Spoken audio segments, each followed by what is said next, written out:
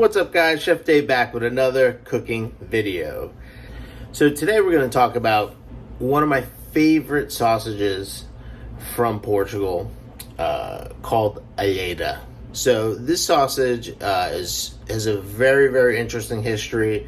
I don't know how completely true the story is, or how much it's been embellished. And I like the story just because I think it's it's about people's perseverance in the face of awful things. And Alheira, funny enough, is at the cornerstone of this story.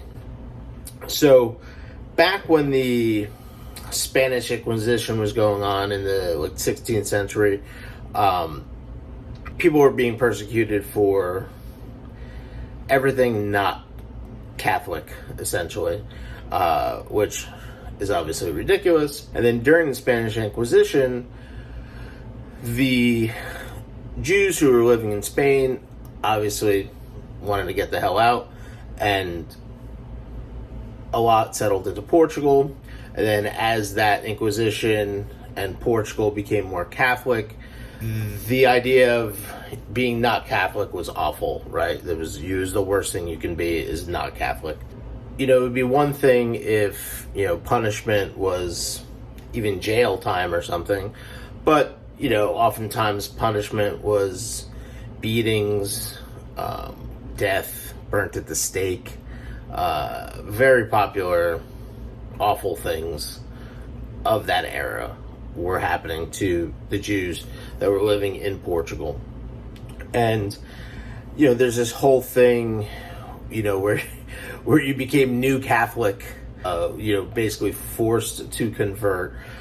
Many of these Jews practiced in secret, although that came with a ton of danger, because there were spies everywhere. These spies kind of created a network along with the priests of finding people out. A lot of these people had deep insight on what the practices were. And through this knowledge, methods were developed to, point these people out, even if they were trying to be in hiding. And one of these methods, it's crazy to think that this, was a method, but obviously, Jews don't eat pork, or practicing Jews don't eat pork for religious reasons. Portugal is like pork world. So oftentimes in towns or in areas, you had public smokehouses because, preservation was a thing, salting, curing, smoking, that sort of thing.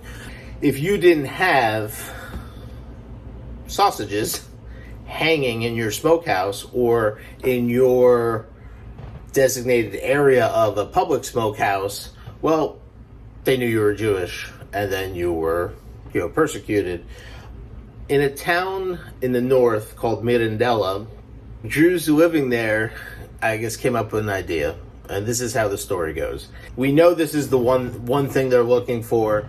How do we figure out the best way to have this as part of our lives without, sacrificing what we believe in? And a kind of an ingenious idea came about.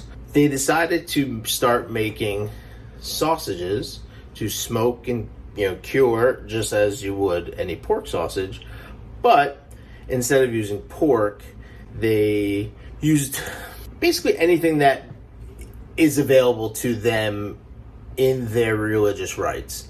So beef, game meat, especially in the north, venison, pheasant, quail. Always poultry, I think, was a big thing, but you had to kind of still make it look like pork, right? So you have to throw a little bit of color into it. That's why beef was used, or venison, or some kind of red meat. And then basically you took this meat, ground it up, mixed it with bread, which is very popular in the north. That's one of the methods of making sausage. in the north, and then in a casing, hung, smoked, and there you had it. I'm safe, I'm eating this pork sausage. So the only pork about it, I guess, would be the casing, which is interesting.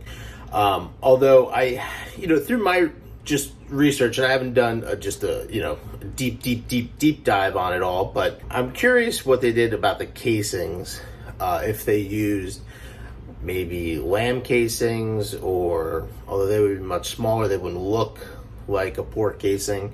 So I never really got to the bottom of that side. It was very interesting. I just, again, there's this romantic story of perseverance, but not always all the details are thrown in there. So basically that's how they hid in plain sight. This sausage is said to, be the savior of thousands and thousands of Jewish lives, because they were able to hide in plain sight. They had their sausages. They weren't, marked because they didn't have sausages hanging. And this, over the years, especially over the last, I'd say, 20 or 30 years, has become obviously a point of pride for, Portuguese Jews. There's a book, actually, called Secrecy and Deceit, The Religion of the Crypto Jews. Crypto Jews were the practicing Jews under this Inquisition in Portugal, maybe throughout the Spanish Inquisition in other countries too. There's obviously different, the Moors were Muslim. The Moors had a big influence in Portugal, pre-Catholicism, and it's said that they also had, non-pork sausages. Maybe it's a romantic story, maybe it's not. Over the last 20 or 30 years, there's been kind of like a Jewish revival in Portugal. It's been an interesting way to tell these stories, with a focus of, the Jews living in Portugal, and how deep the history is between the two, actually. I read in one place there's the second most powerful person in Portugal was always a Jewish man, because they were always under the king, as they called it, because the right-hand man, one of the largest or most important advisors to the kingdom, was a Jewish man, usually. And this was mostly because the Jews at the time put a huge importance on education, becoming literate, pushing sciences. Matter of fact, this age of, exploration that Portugal's so known for, the Jews, they had a huge contribution to that era because they were highly educated, and they were the astronomers and helped with the navigations and all that. So there is just this really deep interlocking between Jews in Portugal. So they really kind of dug into that a little bit, and they're trying to show points of pride over the last 20 years with that relationship. Back to the food. So this sausage has become very important, and really, like I said, a point of pride for the Portuguese in general. So much so that in 2011 it became one of these 7 gastronomic wonders of Portugal. It is really one of my favorite sausages. Today's versions, obviously, most of them are probably made with pork, or at least a combination of pork and chicken, or pork and duck, sometimes some other game meat. This variety I'm holding here is pork and chicken.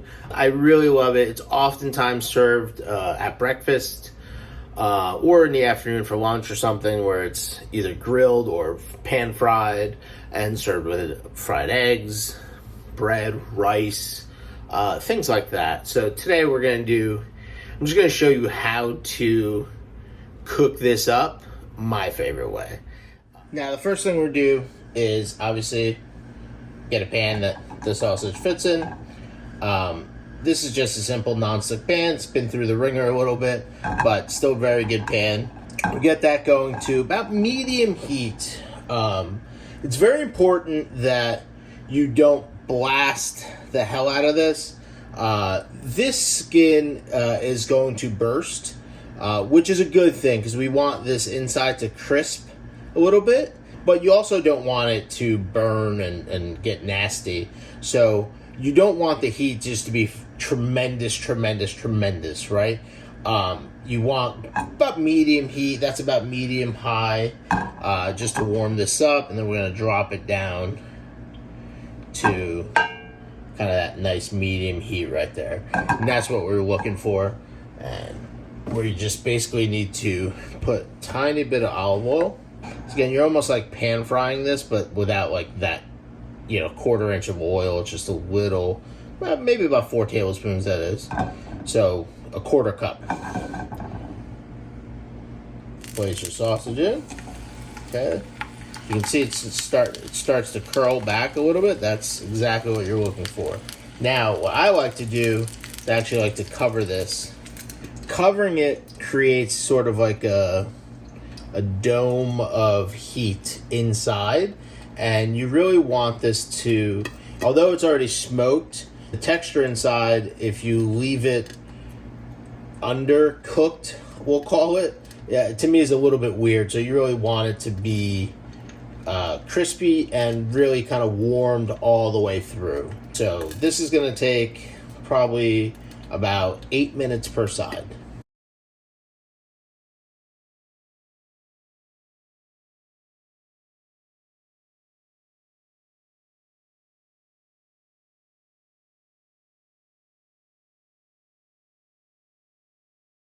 The key to this is kind of doing it consistently and slow for that matter. You just don't want to just blast it with heat, like I said. And if you can see, the casing, it's almost kind of come off. And sometimes that happens. Sometimes, it settles a little bit or it just rips, but totally fine. Like, I actually prefer when the casing comes off quite a bit, because then it gives a chance for the sausage to really get crispy, because this is that like kind of emulsified bread and meat and fat. You can see it's kind of like pretty soft inside, right? It smells awesome, smoky, paprika. It smells great. I'm just gonna let that keep going. It's got about 3 minutes left. All right, so we've hit the 8-minute mark. So let's flip it up. Okay. So be careful taking this off, because the steam will envelop on the edge. So if you turn it, let me show you if I can show you on here. If you turn it, then a lot of times the liquid you see on the edge, like it's even popping right on the edge there. All right, so be careful with that. Very gently, push the fat to one side and flip it over. Oh, yes. Look at that. That's exactly what we're looking for. Super crisp, that the skin has come off, but the casing is still there. You can see the shiny part right there. That's still the beautiful casing. Now, what I like to do is after I flip this, I'll give this a push down, right? Because I want to increase the surface area that's getting crisp underneath, especially since that casing came off. But I really like pushing it down just a little bit, just to flatten it and really give it that, I guess, that surface contact to crisp up. Okay? Now we're going to go another 8 minutes. Cover it up. I think our heat is right about where we want it to be. We can even maybe lower it just a hair. Because again, we don't need this to, I just put it just a little bit above low at this point. Because the heat is already built up in there. You got the fat that's both rendering from the sausage and just a little bit of olive oil we put in there. And then it'll just fry up super beautifully, just like that.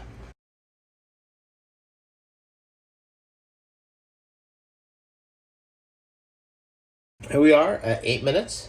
on the second side. And again, remove this straight up and then shift it out. Okay, don't burn yourself. It's got the nice skin, crisp, and it's pretty, for a bread sausage, I mean, look how much gets rendered out of it. So we're just going to take a look on the other side. Yep, look at that. Beautiful. Now I like to let it sit just on this side again, just for 30 seconds or so, just to make sure it's nice and crispy, just because, you know, you had it covered, it creates kind of that steam, so we just want to make sure it's super crispy. Alright, now we've let it sit about 30 seconds. I'm going to turn this off. Boom. Right onto the plate. Let it rest here for a little bit. And then we're going to fry our eggs, serve it with rice, whatever you want to do. That's exactly how you want this. I mean, listen to that crisp. That's what you want. And inside it's creamy of sorts, where crispy outside, soft, creamy kind of inside. That's how I like to do it. You know, you can grill it. You can do it a lot of different ways. I just think this right here, this is the best way. Traditionally, you would serve this with rice, French fries, fried eggs, you know, kind of whatever you want. I'm going to do it with some rice and some fried eggs today. Rice is already made. I'm going to fry up an egg. So we're going to set our heat to, all right, would be high, right? A little too aggressive. We want it hot because we want that fried egg, but you don't want it like it's just going to destroy it, you know? So we're going to put it on about that heat right there. That's about a medium high heat right there, okay? We're going to put our pan on. We're going to let the pan heat up, okay? Heat up before we put the oil in. Now, for me, I'm actually going to use, this is the fat from our Alheira video that we're kind of shooting at the same time. So I'm going to use this fat. This is nice pork fat. It's olive oil. It's a perfect frying element for our eggs. It's going to give them some color because it's got a little paprika in there. But you can just use oil, you know, whatever it be, canola. Olive oil is okay. It's fine for this process because you're not cooking long time. So you can use olive oil if you want to use a healthier fat. The important thing is you're going to want to put, you know, you're not going to drown it, but you want a decent amount of fat in your pan for a perfectly fried egg. Okay? So we're going to let this get nice and hot. Yeah. While I'm waiting for my pan to heat up, I'm going to take and crack my eggs. I'm going to do 2 eggs for me. So you can do 1, you can do 3, you can do whatever you want. But I usually do 2. And I like to crack them into, especially for fried eggs, I like to crack them into a container. This way everything kind of hits the pan at one time. And you can check if your eggs are good. No blood spots, no nothing. It's pretty hot. Okay. So for me, like I said, you can either put your own oil in, or for me, we're going to use this oil. 3, you want to try to leave the bits behind just because they'll burn. If you get a little bit, it's okay. Okay, it's about 4 tablespoons. And now you get that, it's smoking, it's nice. I'm going to drop it just a little bit, but we want it nice and hot. Okay, just going to drop it a little bit, but we want it nice and hot. And then we're going to put our eggs in there. Nice. This is going to splash, obviously. Okay. We're going to sprinkle a little salt and pepper on top. Beautiful. Now that's subsided, we're going to up the heat back up all the way to high. It's like a up and down, if you will. Okay. Beautiful. Now I wouldn't put anything over this, but if you do have a screen, it helps. Okay. And now the outside is cooking. You see it's starting to get the crispiness, right? But it still leaves like a pool of raw inside. Okay. How I like to remedy that is I like to drop this down and just put some of this fat right over the top, right where you see those spots, okay? And you'll see that the egg will start to souffle a little bit. See that? Starting to souffle. And then you don't get too much on the yolk itself, because you want that yolk to stay really, really soft, right? So you're just hitting them whites, just to fry it up, and that's what you want right there. Beautiful, beautiful, perfect. Oh, we get it out of the pan, okay? And then you can go right into another two if you want. You can just keep frying one right after the other. So that right there is what you're looking for. I mean, look at that yolk. It is runny, but those whites are beautifully cooked. And let me see if I can get an angle. Look at that fried, crispy edges. That's so good, so good. That's exactly what you want right One of the fun things about this is that you can prep some of this stuff ahead of time. Beautiful hot rice. I'm just gonna put the whole thing on here. Beautiful. Absolutely. That's perfect. Oh, that rice is perfect. Beautiful. And then I'm a eggs over my rice guy because I like to crack that yolk over the top. And then the sausage, she gets piggybacked on the side right here. Boom. Breakfast for two people, or one if you're like me. And that's exactly what you're looking for right there. So that's what you're looking for inside. You see that? Crispy on the outside. It's almost like a donut. Two top, crispy, and then creamy on the inside. See the little bits of fat. It's so good. So there you have it, guys. Hope you enjoyed watching this. It's literally one of my favorite sausages, and I think the story behind it, or at least the story that's told behind it, is super interesting. And I think, again, it's a point of pride for Portuguese Jews that survived, something awful. And, if that sausage had anything to do with it, I think it's pretty dope.